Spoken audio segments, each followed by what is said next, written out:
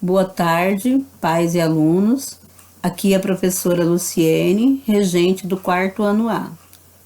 Hoje, em nossa aula de Geografia, vamos estudar sobre paisagem e os tipos de paisagem.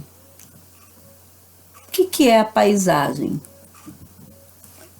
As paisagens são áreas às quais nossos sentidos, visão, olfato, tato e audição, são capazes de observar e fazer delas uma possível interpretação, observando sempre o movimento, cores, cheiros e sons que fazem parte de uma paisagem.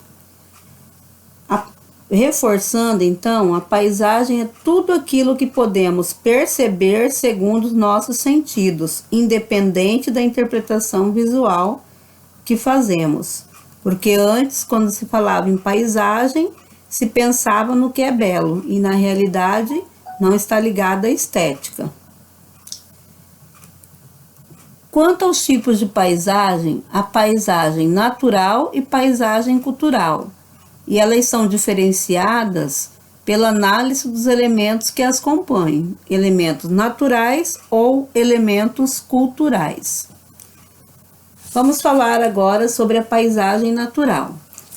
A paisagem natural é aquela em que o ambiente que apresenta apenas elementos da natureza. Apenas elementos da natureza. Suas características naturais são, portanto, preservadas, não são transformadas pelo homem, apenas pela própria natureza. Florestas e áreas de preservação correspondem às paisagens desse tipo.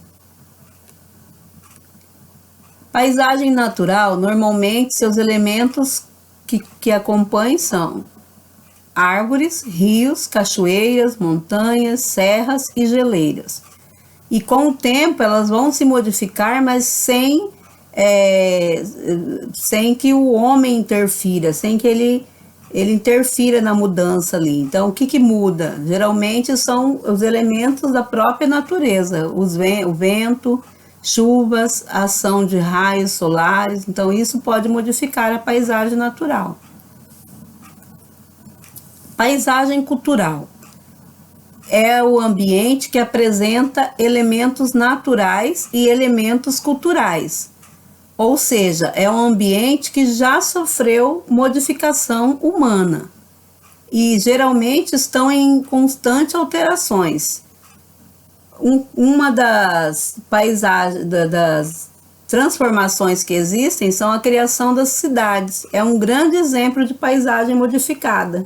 Porque para termos uma cidade criada, vamos desmatar, vamos mudar todinho a paisagem daquele lugar. Então, ela se torna uma paisagem modificada ou uma paisagem cultural.